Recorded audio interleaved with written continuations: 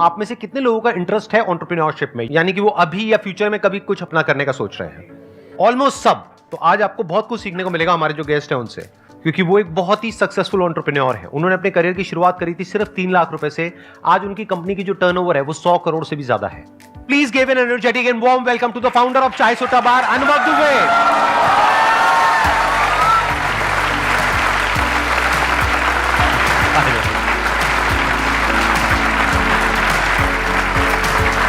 Please have a seat. सबसे पहले thank you so much Sandeep sir, हम मेरे को बुलाने के लिए। आई डोंट नो, इतने बड़े बड़े लोगों को देखा मैंने वही बोला कि लोग वहाँ पे ताली बजाएंगे कि नहीं बजाएंगे, मैंने बड़ा बेइज्जती हो गया, अंदर घुसे कोई पहचान ही नहीं रहा है। तो सर थैंक यू आपके लिए, थैंक यू इतने सारा वार्म वेलकम के लिए। मैंने आपकी कुछ वीडियोस देखी जहाँ पे ये देखा कि आपने 3 लाख रुपए से शुरू किया था अपना जी पहला जो आउटलेट खोला था। हाँ। और आज आपके कितने आउटलेट्स हैं? 400 हो गए सर। और उसमें से कुछ आपके इंडिया के बाहर भी हैं? हाँ, दुबई में है, मस्कत में है, नेपाल में है। We have recently incorporate company UK, USA, Canada तो पूरा बेच दिया हमने। और अभी इन्वेस्टर्स भी हैं या अभी बूटस्ट्रैप है? बूटस्ट्रैप है सर।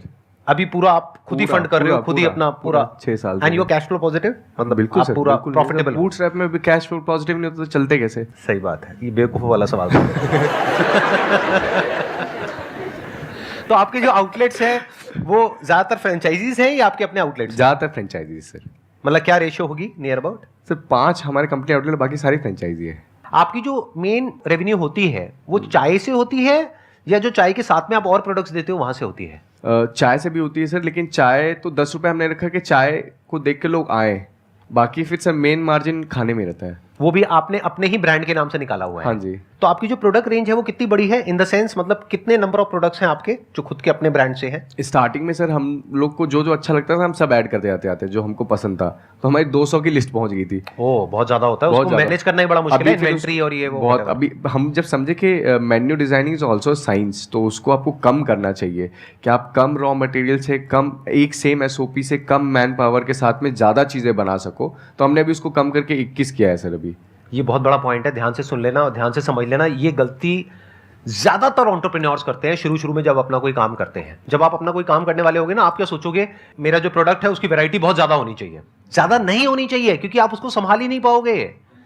उसकी सप्लाई चेन मैनेज करना ही बड़ा मुश्किल हो जाएगा। आप सोचो ना, जितने ज्यादा प्रोडक्ट्स रखोगे उतना ही ज्यादा आपको स्टॉक भी रखना पड़ेगा, उतना ही बड़ा वेयर हाउस भी चाहिए, उतने ही ज्यादा तरह की पैकेजिंग चाहिए, उतना ही मुश्किल होता चला जाएगा उसको मैनेज करना। एक्सपायरी होती चली जाएगी। पेरिशेबल रहता है, कुछ खराब पेरिशेबल है बहुत कुछ, right, that's what I am saying कि मतलब वो पेरिशेबल है, यानी कि कुछ टाइम में खराब हो जाएगा। तो जो नहीं बिक रहा है वो अटकता चला जाएगा। तो इन्होंने एक गलती करी शुरू में कि 200 प्रोडक्ट्स की रेंज निकाल दी, बाद में इनको समझ आया तो इन्होंने कम करके 21 कर दिया। और क्या होता है सर, अलग अलग लोग डिमांड करते हैं, अपने पास मैन पावर लिमिटेड है तो सब लोग इधर उधर भिड़ जाते हैं, तो उसमें सर्विस का भी टाइम बहुत ज्यादा लग जाता है, आदमी भी ज्यादा ऑक्यूपाइड हो जाता है, इसलिए हमने उसको फिर अभी जाके काट झाट के कम किया पूरा।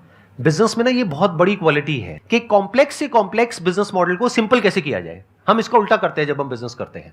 हम क्या करते हैं, सिंपल से बिजनेस मॉडल को भी इतना कॉम्प्लेक्स कर देते हैं जिसकी कोई हद नहीं है। जैसे मेरा एक दोस्त है, वो मुंबई में रहता है, उसने अपना ऐसे एक बिजनेस किया एफएमसीजी सेक्टर में। तो उसने भी अपनी 50 प्रोडक्ट की रेंज से शुरू किया। तो मैंने उसको बड़ा समझाने की कोशिश करी। मैंने कहा भाई तू 2-3 से शुरू कर, जब वो चल जाएगा तब धीरे धीरे एक एक करके बढ़ा। उसको नहीं समझ आया, तो 1-2 साल तक उसने किया, लोन उठाया, ये किया वो किया, उसको करीब 1.5-2 करोड़ रुपए का नुकसान हो गया। इसी वजह से, जो वजह मैं आप लोगों को बता रहा हूं, ये बहुत बड़ा पॉइंट है समझने वाला। कम पे ज्यादा रेवेन्यू निकालो, ये टारगेट होना चाहिए। और जो प्रोडक्ट बिल्कुल ही नहीं बिक रहा उसको हटा दो, उसको स्क्रैप कर दो। आप भी करते रहते हो टाइम टू टाइम ऐसा? सर इनिशियली ना सबसे ज़्यादा जो मैटर करती है टीम होती है, तो इनिशियली कैसे चूज करें, बिकॉज आपके जो इनिशियल टीम मेंबर्स होंगे वही डिसाइड करेंगे फ्यूचर। मुझे ऐसा लगता है कि आपका विजन अलाइनमेंट बहुत अच्छा होना चाहिए जो भी आपकी इनिशियल टीम होती है। तो मेरी इनिशियल टीम में मेरे दोस्त था बचपन का, तो हम लोग के विजन, हम लोग के सपने एक जैसे ही थे। और हमारे साथ में एक और बंदा था मनोज, जो कि ऑर्फन थे उस टाइम, मतलब अभी तो हमारा परिवार का हिस्सा है इसलिए मैं नहीं बोलता हूँ, उस टाइम पे ऑर्फन थे। एक डेंटिस्ट साहब थे, उनके यहाँ पे जूते चप्पल जमाते थे सर, वो शटर वटर खोल के, तो वो थे साथ में हमारे। तो वो लोग जो रहते, आज भी वो हमको छोड़ के नहीं गया है, आज भी हमारे साथ में 6 साल हो गए ना। अभी उसका खुद का घर है, फ्लाइट से जाता है, अभी उसका लंदन का वीज़ा लगा रहे हैं यूके का, तो वहाँ जा रहा है। तो ये जो लोग रहते हैं ना साथ में, टीम इज़ वेरी इंपॉर्टेंट भाई। नॉट जस्ट फिनेंशियली आपको, अगर आप कभी डाउन जाते हो तो आपको हेल्प करती है, बट आप इमोशनली भी एज ए पर्सन भी आपको बहुत ज़्यादा हेल्प करते हैं। तो टीम इज़ वेरी इंपॉर्टेंट। आपके जो पिलर्स होते हैं ना, स्तंभ होते हैं मजबूत, वो बहुत रखने बहुत ज़्यादा जरूरी इनिशियल स्टार्टिंग से। सर शुरू से आपका विजन एकदम हाई लेवल का था कि आपको इतना रेवेन्यू जनरेट करना है, कि जब आपने शुरुआत की थी तो शायद हो सकता है कि छोटी शुरुआत रही हो, शुरुआत में रिजल्ट ना मिले हो, तो आपने अपने पेरेंट्स को या सोसाइटी को कैसे कन्विंस किया था कि हाँ हम स्टे रहेंगे यहाँ पर, थोड़ा रुकेंगे और हमारी थिंकिंग हाई है, हम बहुत ऊपर तक जाएंगे? जब तक सोसाइटी को आप प्रोटोटाइप नहीं देते ना, कुछ करके नहीं देते, कोई भी नहीं मानता है। आपको प्रूफ करना ही पड़ता है। और विजन हम लोग का था ही, आनंद जो था वो बोल रहा था कि यार हम लोग को मैकडोनल्ड्स की फ्रेंचाइजी लेनी चाहिए। थे हमारे पास 3 लाख की, लेकिन मैकडोनल्ड्स की फ्रेंचाइजी सोच रहा था। मैकडोनल्ड्स की तो कई करोड़ की आती है, बहुत महंगी आती है, बहुत महंगी है। तो मैंने बोला कि यार एक तो पैसे नहीं है, फालतू की बात कर रहा है, ऊपर से क्यों अपन ऐसी फ्रेंचाइजी ले, let's create our own franchise, अपने इंडिया की फ्रेंचाइजी बाहर लेके जाएंगे। तो हम लोग का से स्टार्टिंग से एक विजन था, क्योंकि कुल्हड़ में हम लोग रहते थे, तो हमने बोला भी था, हम लोग का एक समय बीच में बड़ा फेमस भी हुआ था कि जो भी चाय पिएगा वो हमारे देश की मिट्टी को चूमेगा। क्या बात है, ये हमारा एक विजन। इसीलिए सप्लाई चेन के पॉइंट ऑफ व्यू से देखा जाए तो कुल्हड़ को मैनेज करना मुश्किल है, और नॉर्मल अगर कोई और आप कप रखते हैं, कुछ रखते हैं, तो उसको मैनेज करना थोड़ा आसान होता है, बहुत इजी रहता है, राइट? क्योंकि कुल्हड़ पे थोड़ा सा भी प्रेशर आएगा तो टूट जाएगा। और काफी ब्रेक हो भी जाता है, बहुत ब्रेक होता है, बहुत ब्रेक होता है। लेकिन तब भी जो आपका थॉट प्रोसेस है वो ये है कि कोई भी कहीं भी आपकी चाय पिएगा तो वो देश की मिट्टी को चूमेगा। तो ये फीलिंग शुरू से ही थी आपके अंदर, शुरू से थी, और शुरू से ही डे 1 से विजन थी कि एक दिन ऐसा आएगा जब हम अपनी फ्रेंचाइजीज देंगे। हाँ सर, क्योंकि हमेशा अपने इंडिया में देखिए जितने भी F&B के बड़े ब्रांड्स हैं सारे वेस्ट डोमिनेटेड हैं। इंडिया का कोई क्यों नहीं है, ग्लोबल क्यों नहीं है? ग्लोबल क्यों नहीं? इंडियन कुजीन की इतनी रिस्पेक्ट है, फिर भी एक कोई भी ग्लोबल ब्रांड क्यों नहीं है? तो अब हम चाय का बनेंगे सर। हमारी सबकी बेस्ट विशेस आपके साथ में हैं। करिए, पूरी दुनिया में खोलिए अपने आउटलेट्स, तो I think sky is the limit. आप कितने खोल सकते हैं, कोई लिमिट ही नहीं है। तो डे 1 से इनकी विजन बड़ी थी। अगर आप मेरे से ये सवाल पूछेंगे तो मेरी डे 1 से इतनी बड़ी विजन नहीं थी। जब मैंने अपना काम शुरू किया था, मेरा ये था कि हाँ, जो मैं अभी बिजनेस कर रहा हूँ उससे थोड़ा सा इतना ऊपर हो जाएगा, या जो हमारे कॉम्पिटिटर है जो 20 साल से कर रहे थे, मेरा विजन बस वहां तक था। लेकिन बाद में जब हमने करना शुरू किया तो धीरे धीरे हमने पूरी मार्केट को एक्सपैंड कर दिया, तो फिर हम उनसे 10 गुना बड़े हो गए, जो हमारे जो कॉम्पिटिटर थे। तो टाइम के साथ साथ विजन बड़ी होती चली गई। आपको मजा आ रहा है, नहीं आ रहा है? अरे सर बड़ा मजा आ रहा है, मजा आ रहा है। डिफरेंट लग रहा है ना अभी तक के जितने भी आप सेशंस में गए? बहुत डिफरेंट लग रहा है सर। मैं तो बता रहा हूँ ना, मैंने तो नए कपड़े खरीदे सर। मैंने बोला कि आपकी एज कितनी है? 28 सर। 28? हाँ। लगते और यंग हो आप, मतलब ये। Thank you sir. मेरे बारे में क्या कहना है आपका? बराबरी की लग रहा है सर। ये हुई ना बात, इस बात पे ताली बनती है। इनिशियल टाइम में जो प्रॉफिट आता है तो उस टाइम कैसे उस चीज़ को मैनेज करें, कितना पॉकेट में रखना है, कितना वापस इन्वेस्ट कर देना है? क्या होता है जब आदमी के पास पैसा आने लग जाता है तो गर्मी अपने आप बढ़ने लग जाती है। लैविश ऑफिस और ज़्यादा इन्वेस्टमेंट। पहले आप रिटर्न पे ध्यान दीजिए। जो भी आपने इन्वेस्टमेंट किया भी, आप भी रिटर्न पे सिर्फ फोकस करिए। पैसे बचाइए जितने भी बच सकते हैं, इन्वेस्ट मत करिए। देखो क्या होता है, जब बिजनेस में प्रॉफिट आता है तो बहुत सारे लोगों का दिमाग खराब हो जाता है। वो शॉर्ट टर्म में तो सक्सेसफुल हो जाते हैं बिजनेस में, लॉन्ग टर्म में बहुत बुरी तरीके से फेल होते हैं। तो एक्चुअल में अगर आप बिजनेस में लंबा चलना चाहते हो, कुछ बड़ा करना चाहते हो, तो एक बात हमेशा याद रखना, एक होता है इन्वेस्टमेंट, एक होता है एक्सपेंस। इन्वेस्टमेंट और एक्सपेंस के बीच के फर्क को अच्छे से समझ लेना कि एक्सपेंडिचर क्या होता है और इन्वेस्टमेंट क्या होती है, और इन्वेस्टमेंट के रिटर्न को भी, और इन्वेस्टमेंट पे कितना रिटर्न है, कि किस इन्वेस्टमेंट पे कितनी रिटर्न आ रही है। एक ऐसी इन्वेस्टमेंट हो सकती है जहां पे रिटर्न आ रही है 5-10% की, एक ऐसी इन्वेस्टमेंट हो सकती है जहां पे रिटर्न आ रही है 100% की, और पता लगा आप एक्सपेंडिचर कर रहे हो जहां पे रिटर्न माइनस में है। मेरे ऐसे बहुत सारे दोस्तों के साथ में हुआ है। मैं देखने में यंग लगता हूं लेकिन मेरी एज बहुत ज्यादा है, तो मैंने लाइफ में बहुत तरह तरह के एक्सपीरियंसेस देखे हैं। ऐसे भी दोस्त देखे हैं जो पैसे को बचा बचा करके चले और आज भी अच्छा कर रहे हैं अपनी लाइफ में, और ऐसे भी देखे जिन्होंने काम किया, वहां से पैसा आया, अगले दिन जा करके गाड़ी लेकर के आ गए 40 लाख की, 50 लाख की, और उसके बाद में आकर के मेरे ऊपर स्टाइल मार रहे हैं कि देख तू वहीं का वहीं रह गया और मेरे को देख मैं कहां निकल गया। मैंने कहा बेटा वो तो वक्त बताएगा कौन कहां निकलेगा। हम लोग का भी ये था कि हम लोग अपना कभी घर नहीं बनाएंगे। जितने लोग इनिशियल 1 साल तक थे ना, तब तो उनका घर नहीं बन जाएगा, वो गाड़ी नहीं लेंगे। तो आज भी मैंने अपने भाई को भी recently second hand Swift Dzire वो दिलाई है, डीजल वाली। अपनी कौन सी गाड़ी रखी हुई है आपने? स्विफ्ट सर, सेकंड हैंड वो डीजल। ये सच है? हाँ सर, ऑफिस तक जाना है सर, क्या स्टंट मार के जाएंगे वहाँ पे? 2 किलोमीटर का ऑफिस है। सीखो इनसे, बहुत बड़ी क्वालिटी है ये। क्योंकि मैंने ऐसे ऐसे लोगों को देखा है जिनके पास में थोड़े से पैसे आते हैं, उसके बाद में इंस्टॉलमेंट पे मिल जाती है गाड़ी, गए बढ़िया सी गाड़ी लेकर के आ गए। गाड़ी क्या है? टीन का डिब्बा है, उसको अगर आप बेचने जाओगे तो कुछ भी उसकी वैल्यू नहीं है। डेप्रिसिएशन देखिए सर, कितना ज्यादा डेप्रिसिएशन बहुत ज्यादा है। आज आप लोगे 1 साल बाद 50% टूट जाएगा सीधा, जो महंगी गाड़ी होती है उसके ऊपर। तो क्यों ले रहे हो ऐसी गाड़ी? दुनिया को दिखाने के लिए। उस दुनिया को क्या फर्क पड़ने वाला है? कायदे से क्या करना चाहिए था उस 40-50 लाख रुपए को?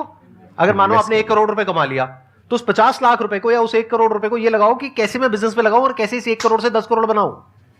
तो जो इन्होंने बोला, ये एक बहुत बड़ी क्वालिटी है, छोटी क्वालिटी नहीं है। क्योंकि अगर आज ये चाहे तो डाउन पेमेंट पे गाड़ी खरीद के ले आए, बढ़िया से बढ़िया जो गाड़ी आप कहोगे वो गाड़ी ले आए, और कह रहे सेकेंड हैंड, क्योंकि सेकेंड हैंड सस्ती मिल जाती है। हाँ सर, सर डीजल मिलती नहीं ना, बड़ी मुश्किल मिलती है डीजल। ये एक एंटरप्रेन्योर का दिमाग है, ये एक बहुत कमाल के एंटरप्रेन्योर का दिमाग है। अगर आप एंटरप्रेन्योरशिप में जाने की सोच भी रहे हो ना, तो ऐसी बुद्धि चाहिए जो बहुत कम लोगों में होती है। नहीं तो क्या होता है, शो ऑफ, वो ऑफ, ये वो, ये दिखा रहे हैं, वो दिखा रहे हैं, दुनिया को ये कर रहे हैं, वो कर रहे हैं। हाँ, अगर वो आपके बिजनेस से कनेक्टेड है तब तो ठीक है। अब इनके बिजनेस में तो उल्टा हो जाएगा।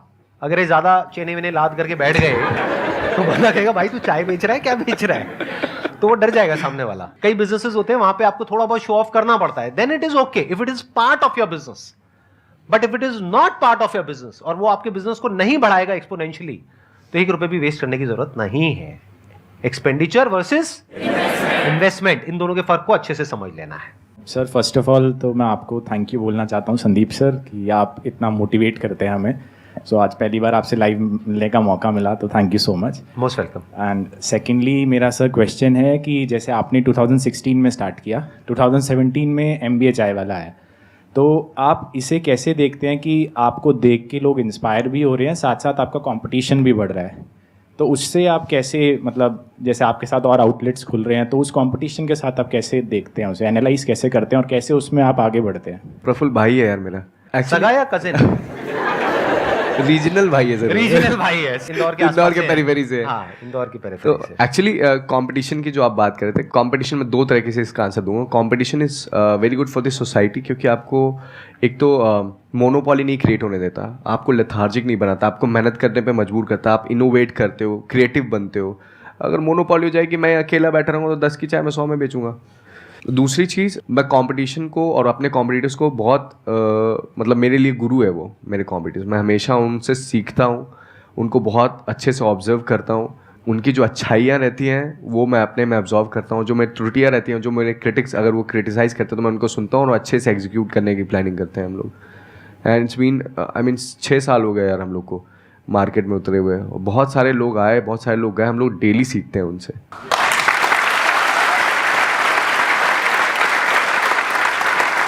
आप भी पानी पी लीजिए, आपके गले में ना कुछ खराश आ रही होगी, वो पीछे बता रहे हैं। हाँ, चाय मंगवाओगे आपके लिए? नहीं, मैं चाय नहीं पीता। MBA चाय वाला की? नहीं, चाय नहीं पीता। आप चाय नहीं पीते? नहीं सर। तो टेस्ट कौन करता है? मतलब प्रोडक्ट टेस्टिंग है वो कौन करता है? बहुत सारे लोग हैं सर टेस्ट करने के लिए, सब चाय वाले हैं, सबको पसंद आ जाती है। मैं सर कभी पी नहीं, मुझे कभी पसंद आई नहीं मतलब। ये बात हम रखें या एडिट कर दे? अरे रखिए सर, क्या है इसमें? जैसे बोलते नहीं कि हलवाई अपनी मिठाई खुद नहीं खाता है, तो कुछ ऐसा ही हो गया ना रियल लाइफ में। जो लोगों को पसंद है सर वो बेचना है हमको, जो मेरे को पसंद है वो थोड़ी।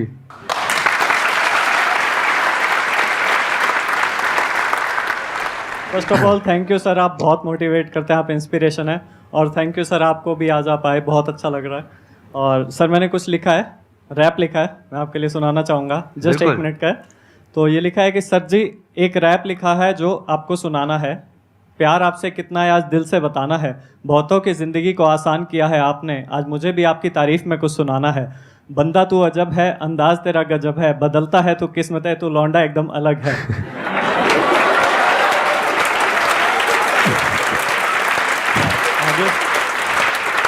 सॉरी सर, मैं बीच में तू करके बोल रहा हूँ, सॉरी उसके लिए। नहीं, चलता है, रैप में ऐसे ही होता है। चल आज तुझे एक किस्सा मैं सुनाऊंगा, मुश्किल मुश्किल चीज़ों को आसान बनाऊंगा, आसान आसान बोल के सबका दिल जीत जाऊंगा, हर खोए शख्स को एक रास्ता दिखाऊंगा। अब बात उसकी आती है जिस पे मेरी जा जाती है, you are the god of motivation, कलम मेरी बताती है। चल आजा बेटे अब स्पीड में मैं गाता हूँ, कलम से लिखता हूँ, जज्बातों को बताता हूँ, आग लगा दूंगा इस दुनिया में आया हूँ, हरियाणा का मैं छोरा हूँ, समझ में ना आता हूँ। यूँ तो संदीप सर की बात ही कुछ निराली है, किस्मत भी हार जाए ऐसी मेहनत कर डाली है, अकेले चलने वालों के होते हैं काफिले, सीरियसली माई मैन क्या बात कर डाली है।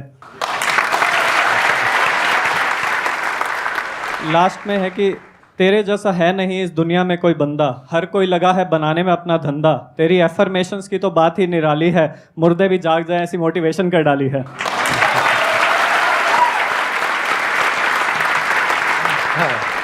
आखिर में मैं तुझे सलाम करना चाहूँगा, इंसानियत को बचा लिया पूरी आवाम को बताऊँगा, पैसे को ठुकरा कर ये जो सोशल सर्विस करी है तूने, मैं स्टेज पे आकर एक बार तेरे पैर छूना चाहूँगा। अरे वाह, क्या बात। You did a great job. Please have a seat.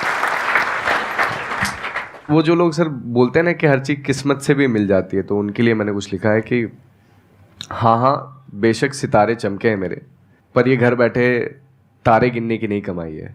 हाँ हाँ बेशक सितारे चमके हैं मेरे, पर ये घर बैठे तारे गिनने की नहीं कमाई है। ये जो चमक है मेरे सितारों में, ये हमने गलियों में मेहनत करके लाई है।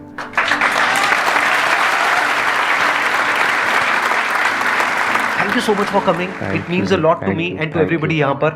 And thank you all यहाँ पर आने के लिए and इस सेशन को अटेंड करने। Thank you so much.